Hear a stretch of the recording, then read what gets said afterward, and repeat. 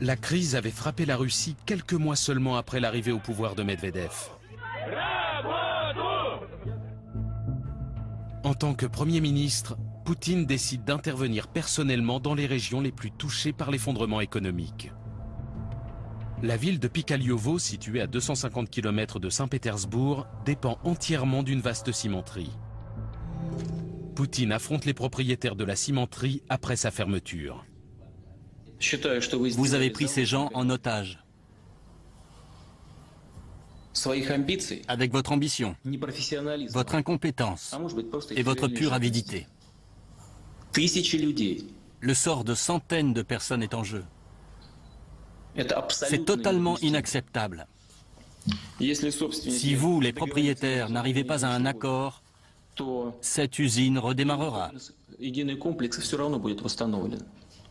D'une manière ou d'une autre. Avec ou sans vous.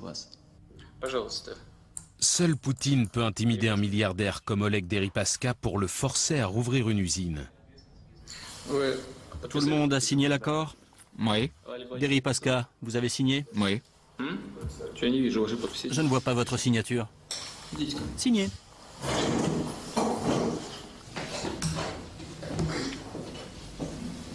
Voici l'accord.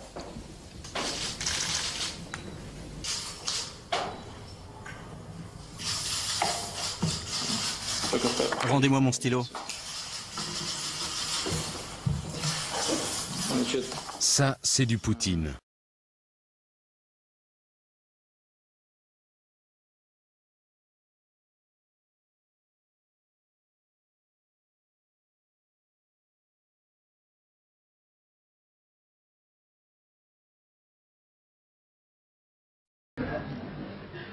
Alors, s'agissant d'ailleurs du pouvoir d'achat, qu'est-ce que vous attendez de moi?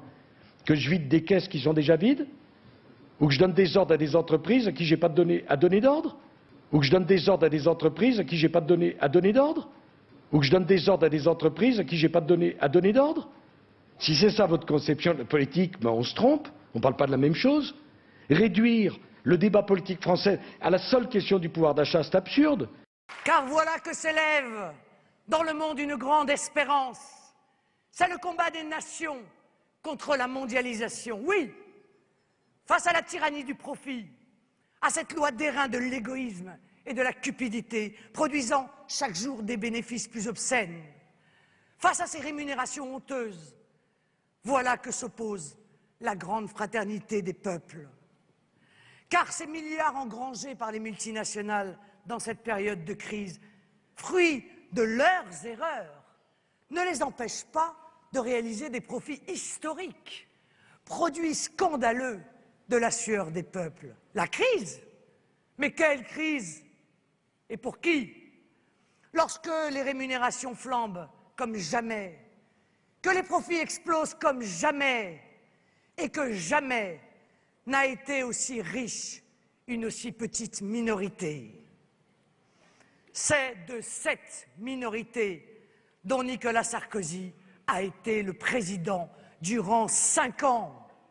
Et il entre en campagne et croit pouvoir prendre prétexte de la crise pour expliquer tous ses échecs, refusant d'ailleurs au passage d'assumer sa propre responsabilité.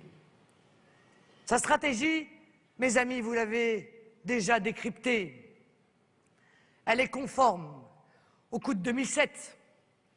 Souvenez-vous, nous raconter un conte de fées dans lequel la France, pendant 5 ans, n'aurait été gouvernée par personne. Et dans lequel le candidat Sarkozy serait radicalement différent d'ailleurs du président sortant. Pas de bilan, pas de passif, oh là là, pas de passé. Et quelques grosses, bonnes annonces bien électoralistes, complètement déconnectées de ce qu'il a fait pendant tout le long de son mandat pour mieux manipuler. Vous savez, la stratégie du « plus c'est gros, plus ça passe ». Sarkozy, le candidat des puissants devenu par un coup de baguette médiatique le candidat du peuple, comme une insulte à l'intelligence de ce même peuple, à sa capacité de jugement, l'ultime marque de mépris d'une présidence ratée.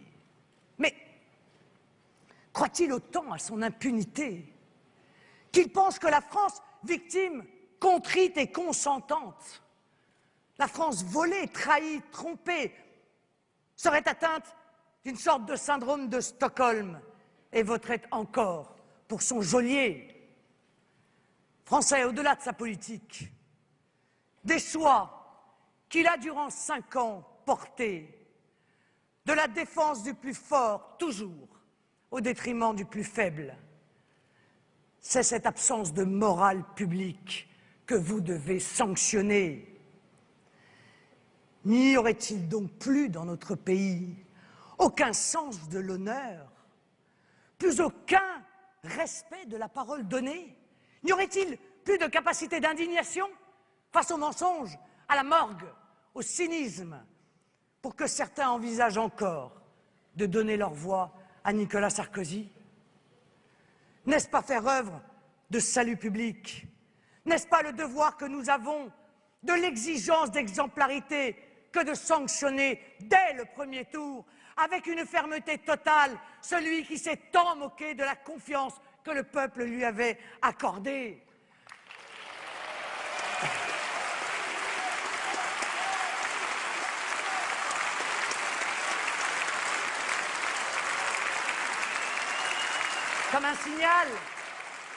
Comme un signal, mes amis, très clair, à tous ceux dans la vie politique qui font ou qui seraient tentés d'agir comme lui.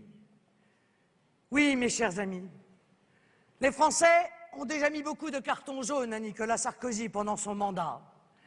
Mais en avril prochain, ils crieront leur révolte. Halte aux imposteurs, halte aux menteurs. Vive la saine révolte du peuple de France, la révolte populaire que j'incarne. Le 22 avril prochain, peuple de France, mettez à Nicolas Sarkozy un carton rouge. Expulsez-le définitivement du terrain.